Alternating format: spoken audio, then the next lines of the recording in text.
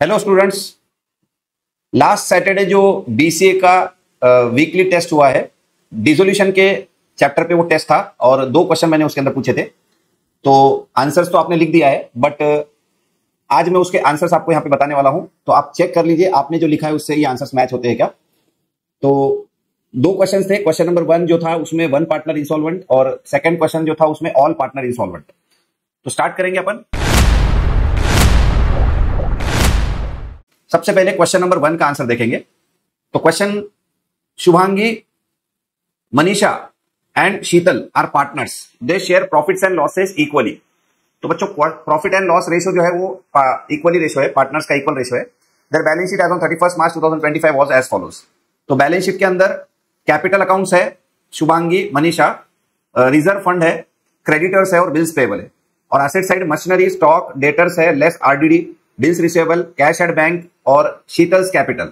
मतलब एक पार्टनर का कैपिटल डेबिट बैलेंस है, ठीक है। On the above date it was decided to dissolve the firm. The assets realized were as follows: stock 31,250, machinery 37,500, debtors 21,250 and bills receivable 18,000। तो हम पहले ये चेक कर लेंगे कि कोई असेट ऐसा है क्या जिसके बारे में क्वेश्चन साइलेंट है। जैसे हमारे असेट साइड पे अगर हम देखेंगे तो 4 असेट है जिनको हमको रियलाइज करना है: मशीनरी, स्टॉक, डेटर्स और बिल्स रिसीवेबल। तो यहाँ पे उन्होंने चारों के बारे में क्लियरली दिया हुआ है कि कौन सा असेट कितने में रियलाइज हुआ है। तो मतलब किसी भी असेट के ऊपर क्वेश्चन साइलेंट नहीं है। उसके बाद creditors where paid at a discount of 2% and bills receivable where paid in full. तो क्रेडिटर्स को 2% डिस्काउंट में हम पेमेंट करेंगे और बिल्स पेबल को पूरा पेमेंट करना है। Realisation expenses amounting to 6250। तो रियलाइजेशन का खर्चा है 6250। Sheetal was declared insolvent and 50 paisa in rupee could be recovered from her private estate. तो एक पार्टनर यहां पे इंसॉल्वेंट हो चुकी है और उस पार्टनर से 50 पैसा इन रुपी, मतलब हमारा आखिरी में जितना भी उससे पैसा आना रहेगा उसका 50% हम रिकवर कर लेंगे और बाकी 50% का लॉस सॉल्वेंट पार्टनर को बियर करना पड़ेगा, और वो भी उनके ओल्ड रेशियो में, दैट इज इक्वली।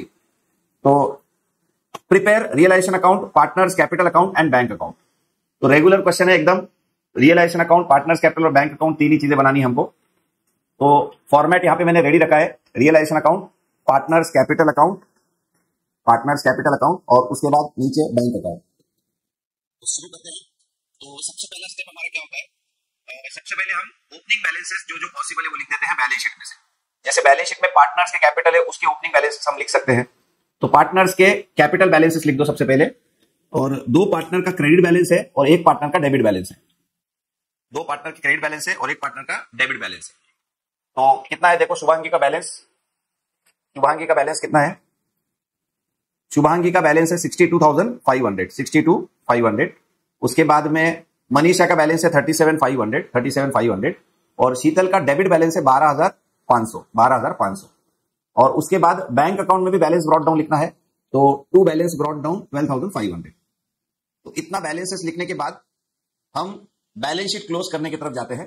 तो बैलेंस शीट असेट साइड पे चेक करिए और हमको पूरे असेट्स रियलाइजेशन अकाउंट के डेबिट पे ट्रांसफर करना है, एक्सेप्ट 3 असेट्स, एक्सेप्ट 3 आइटम्स। एक तो पार्टनर्स का capital balance debit, bank balance कभी भी ट्रांसफर नहीं होगा, आरडीडी अकाउंट ट्रांसफर नहीं होगा, और असेट साइड पे अगर पी&एल होगा तो वो भी ट्रांसफर नहीं होगा। तो यहाँ पे आरडीडी है, कैश एट बैंक है और पार्टनर कैपिटल है, वो सब छोड़ देंगे, बाकी सब ले लेंगे अपन।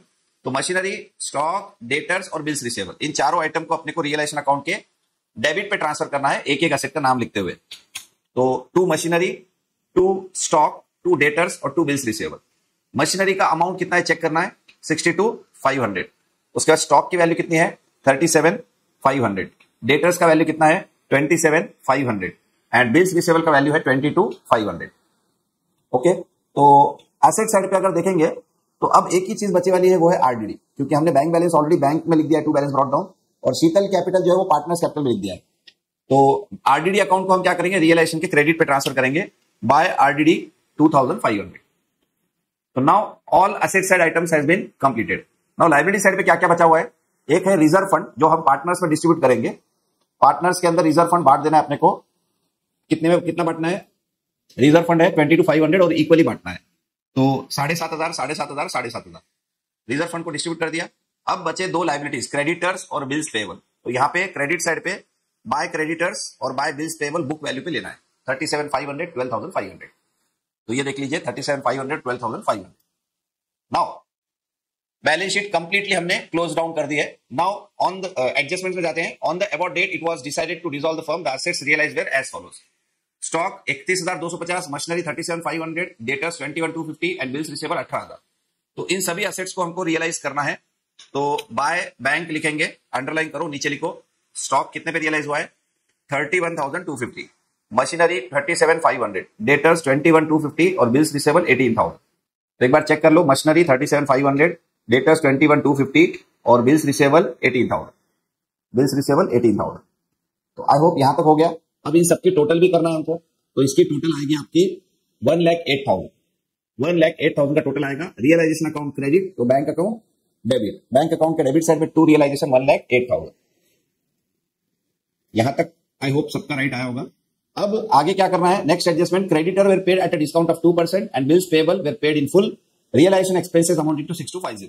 तो ये तीनों भी चीजों को हमको रियलाइजेशन के डेबिट पे लिखना है। टू बैंक, क्रेडिटर को 37,500 माइनस 2%। तो अगर आप 37,500 का 2% माइनस करेंगे तो आंसर आएगा 36,750। बिल्स पेबल को पूरा पे करना है 12,500 और realisation expenses 6,250।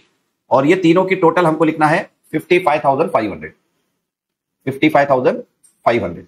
Now realisation account debit, तो bank account credit by realisation account, by realisation account 55,500। यहां तक हो गया। तो असेट्स हो गया, लाइबिलिटीज हो गए। अब एडजस्टमेंट में क्या बोल रहा है, Sheetal was declared insolvent and 50 paisa in rupee could be recovered from her private estate. तो एक पार्टनर जो है वो इंसॉल्वेंट हो चुकी है और उससे जो भी पैसे आना चाहिए उसका 50% रिकवर होगा, बाकी 50% रिकवर नहीं होगा। और जो पैसा रिकवर नहीं होगा वो सॉल्वेंट पार्टनर को लॉस बियर करना पड़ेगा उनके प्रॉफिट शेयरिंग रेशियो में, जो कि एट प्रेजेंट इक्वली है। ठीक है, तो हम सबसे पहले क्या करेंगे, रियलाइजेशन अकाउंट का प्रॉफिट या लॉस कैलकुलेट करेंगे, वो पार्टनर्स में डिस्ट्रीब्यूट करेंगे। उसके बाद हम चेक करेंगे कि जो पार्टनर इंसॉल्वेंट हुआ है उसका अमाउंट कितना आना चाहिए हम। तो सबसे पहले रियलाइजेशन अकाउंट डेबिट साइड की टोटल करो, क्योंकि डेबिट टोटल ज्यादा है। डेबिट टोटल होगी आपकी 2,05,500 और सेम टोटल ऑपोजिट में लिख के bye partners capital Shubhangi, Manisha और शीतल, और 2,05,500 में से ये सब अमाउंट अगर लेस करेंगे तो आपका आंसर आ जाएगा 45,000। 45,000 को हमको क्या करना है, तीनों में डिवाइड करना है, 15,000, 15,000, 15,000। अब ये जो 15,000 रुपए हमने लॉस निकाले हैं इंडिविजुअल पार्टनर्स के, तो रियलाइजेशन अकाउंट क्रेडिट, तो partners capital account debit, partners capital account के डेबिट पे लिखो टू रियलाइजेशन अकाउंट 15,000, 15,000, 15,000, 15,000, 15,000, 15,000। यहां तक हो गया। चलो अब हम पहले जिस पार्टनर का इंसॉल्वेंसी हो चुका है उसका कॉलम पहले क्लोज करेंगे। तो शीतल का अगर आप देखोगे तो शीतल का डेबिट टोटल ज्यादा है, क्योंकि वो इंसॉल्वेंट है तो डेबिट ही ज्यादा होना चाहिए, 27,500। अगर मैं इधर भी 27,500 लिख दूं तो मुझे कोई बताएगा कि एट प्रेजेंट अभी शीतल से हमको कितने पैसे आना चाहिए अगर वो इंसॉल्वेंट नहीं है। तो एक्चुअली इंसॉल्वेंट अगर वो नहीं है तो 27,500 माइनस 7,500 उससे आना चाहिए 20,000, लेकिन वो इंसॉल्वेंट है और क्वेश्चन क्लियरली बोल रहा है कि 50% ही रिकवर हुआ उससे। तो 20,000 का 50% रिकवर हुआ मतलब बाय बैंक हमको लिखना है 10,000 रुपीज, 10,000 रुपीज। वापस से बोलता हूं, ध्यान दो, 27,500 डेबिट टोटल है, क्रेडिट टोटल 7,500 है, 27,500 में से 7,500 माइनस करेंगे तो 20,000 आएगा। तो एक्चुअली शीतल ने 20,000 रुपए दे देना चाहिए और फर्म में से एग्जिट होना चाहिए। वैसे फर्म बंद ही कर रहे वैसे तो शीतल ने 20,000 रुपए देना चाहिए, लेकिन क्योंकि शीतल इंसॉल्वेंट है और क्वेश्चन में क्लियर बोल रहा है कि शीतल 50% ही दे पा रही है, तो हम 10,000 रुपए उससे रिकवर कर लेंगे और बैंक अकाउंट में डेबिट कर लेंगे। बैंक अकाउंट में डेबिट पे लिखो to Sheetal capital, Sheetal capital 10,000। चलो अब 10,000 तो रिकवर हो गया, बाकी 10,000 का क्या, तो बाकी 10,000 को शुभांगी और मनीषा जो है पार्टनर, सॉल्वेंट पार्टनर, वो बियर करेंगे। तो by Shubhangi capital by Manisha capital 5,000, 5,000, by Shubhangi capital by Manisha capital 5,000, 5,000 और डेबिट साइड पे आएगा to Sheetal capital, Shubhangi column में 5,000, मनीषा कॉलम में 5,000। तो इस तरह से हमको इंसॉल्वेंसी पार्टनर का जो है हिसाब करना है इस क्वेश्चन के अंदर। अब बाकी जो बचा है, अब शुभांगी और मनीषा बचे हैं, तो उनका जिधर भी डिफरेंस है उधर बैंक लिख के बैंक अकाउंट टैली करना है। तो देखो क्रेडिट दोनों का ज्यादा दिख रहा है यहाँ पे, तो शुभांगी का क्रेडिट टोटल है 70,000, मनीषा का टोटल है 45,000। तो टू बैंक अकाउंट 70,000 में से ये 20 लेस करना है, 15 + 5 तो आ जाएगा 50,000, और मनीषा का 45,000 में से ये 20 लेस करना है तो उसका आंसर आ जाएगा 25,000। ठीक है, तो ये हो गया शुभांगी 50,000 और मनीषा 25,000 टू बैंक करके बैंक अकाउंट में हमको लिखना है ये। तो बैंक अकाउंट में जाके लिखेंगे हम बाय शुभांगी कैपिटल और बाय मनीषा कैपिटल 50,000, 25,000, और अगर ये बैंक अकाउंट हम टोटल करेंगे तो ये टैली होना चाहिए। तो डेबिट टोटल बैंक अकाउंट का हो रहा है 1,30,500 and credit total is also same 1,30,500। सो जिन लोगों का भी करेक्ट आंसर आया है, एग्जैक्ट यही आंसर आया है, उन्होंने कमेंट करके मुझे बताना है कि आपका आंसर जो है 100% एक्यूरेट है या नहीं है, क्वेश्चन नंबर 1 के लिए। ठीक है, नाउ क्वेश्चन नंबर 2 का भी आंसर हम इमीडिएटली देखेंगे। क्वेश्चन नंबर 2 थोड़ा सा इंटरेस्टिंग था कंपेयर टू 1 नंबर, क्योंकि इसमें ऑल पार्टनर इंसॉल्वेंट है और साथ ही साथ 2 लायबिलिटीज है जिसमें एक सिक्योर्ड है और एक अनसिक्योर्ड है। ठीक है, तो क्वेश्चन देखिए, the balance sheet of Rupali, Deepali and Mitali who are sharing profits and losses in the ratio of 2:1 was as follows. तो हमको 3 पार्टनर्स की बैलेंस शीट दी हुई है और वो पार्टनर्स का रेशियो है 2:2:1। बैलेंस शीट के अंदर रूपाली कैपिटल है, दीपाली कैपिटल है, सन्ड्री क्रेडिटर्स है और बैंक लोन है, ब्रैकेट में कुछ दिया हुआ है। बैंक लोन के ब्रैकेट में दिया हुआ है विद चार्ज ऑन स्टॉक।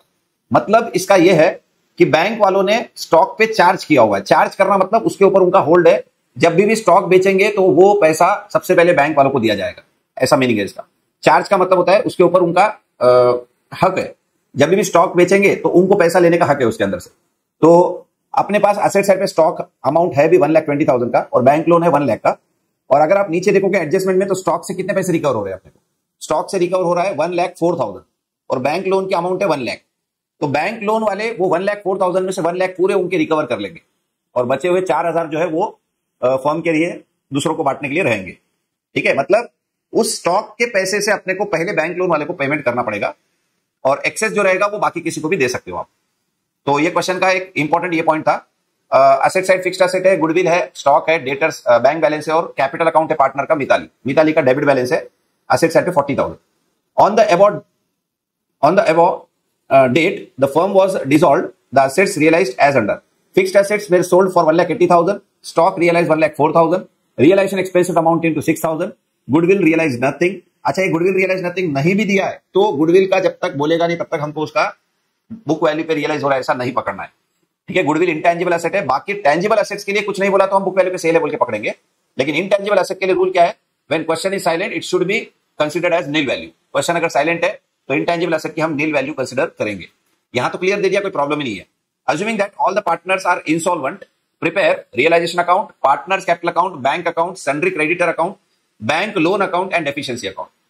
तो बहुत ही अच्छे तरह से अपने को क्या क्या बनाना है वो सभी क्लियरली दिए वाले, क्या क्या चीजें अपने को बनाना है।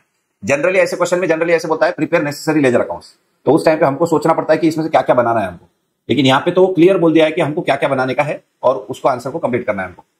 तो फॉर्मेट मेरे पास यहाँ पे रेडी है। सबसे पहले रियलाइजेशन अकाउंट, उसके बाद bank account, sundry creditor account, bank loan account और डेफिशिएंसी अकाउंट, और एक साथ में पार्टनर्स कैपिटल अकाउंट। तो ये सब फॉर्मेट मेरे पास यहाँ पे रेडी है और इन फॉर्मेट का यूज करते हुए हम आंसर कंप्लीट करेंगे। तो सबसे पहले हमारा काम रहेगा write down the balances. Balance sheet में से जो जो बैलेंसेस पॉसिबल है, जो जो अकाउंट्स हमने बनाए उसमें कहां कहां बैलेंस आ सकता है वहां लिखना है अपने को। तो सबसे पहले मैं पार्टनर्स कैपिटल में जाके लिखूंगा बैलेंस ब्रॉट डाउन। तो 2 पार्टनर का क्रेडिट बैलेंस है और एक का डेबिट बैलेंस है, तो लिखो बाय बैलेंस ब्रॉट डाउन और 2 बैलेंस ब्रॉट डाउन। मिताली का 40,000 डेबिट बैलेंस है और रूपाली और दीपाली का 60 और 40 है। चेक कर लो, 60,000 और 40,000, ये देखो 60,000, 40,000 और मिताली का 40,000। Now next one, bank account में बैलेंस लिख दो, जो भी बैलेंस पॉसिबल है दिए वाला है। बैंक अकाउंट में 2,000 का बैलेंस है तो 2 बैलेंस ब्रॉट डाउन 2,000, और उसके बाद में क्रेडिटर्स और बैंक लोन में भी बैलेंस है, क्रेडिटर्स और बैंक लोन। तो क्रेडिटर्स में लिखो बाय बैलेंस ब्रॉट डाउन 2,40,000 और बैंक लोन के अंदर लिख दो by balance brought down 1 lakh. तो ये लिख दिया हमने, जो जो अकाउंट्स में बैलेंसेस पॉसिबल है वो वहां लिख दिया हमने। ठीक है, अब हमको क्या करना है? अब हमको यहां पे देखना है कि सबसे पहले हम बैलेंस शीट क्लोज करेंगे। तो बैलेंस शीट में फिक्स्ड एसेट, गुडविल और स्टॉक, इनको ट्रांसफर करना है रियलाइजेशन के डेबिट साइड पे।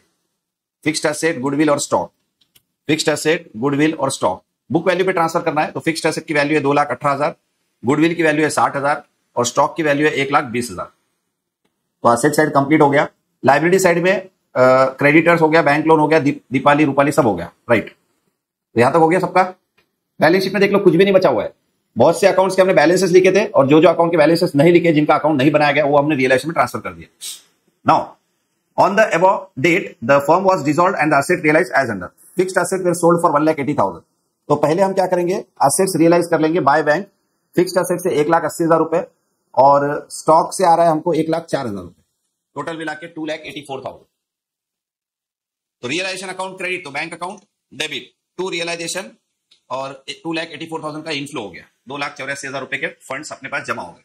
नाउ आगे क्या दिया है, रियलाइजेशन एक्सपेंसेस 6,000, तो रियलाइजेशन एक्सपेंस की एंट्री होंगी realisation account debit to bank account, bracket में रियलाइजेशन एक्सपेंसेस 6,000, तो रियलाइजेशन अकाउंट डेबिट तो bank account credit, bank account credit side by realisation account 6,000, by realisation account 6,000। उसके बाद गुडविल रियलाइज नथिंग, तो कुछ करने की जरूरत नहीं है। Assuming that all the partner are insolvent, तो सबसे पहले हम देखेंगे कि एसेट्स के अंदर सभी एसेट्स रियलाइज हो चुके हैं क्या। फिक्स्ड एसेट क्लियरली दिया हुआ है, स्टॉक क्लियरली दिया हुआ है, गुडविल नथिंग रियलाइज बोल के दिया हुआ है, तो एसेट्स पूरे हो गए, ठीक है।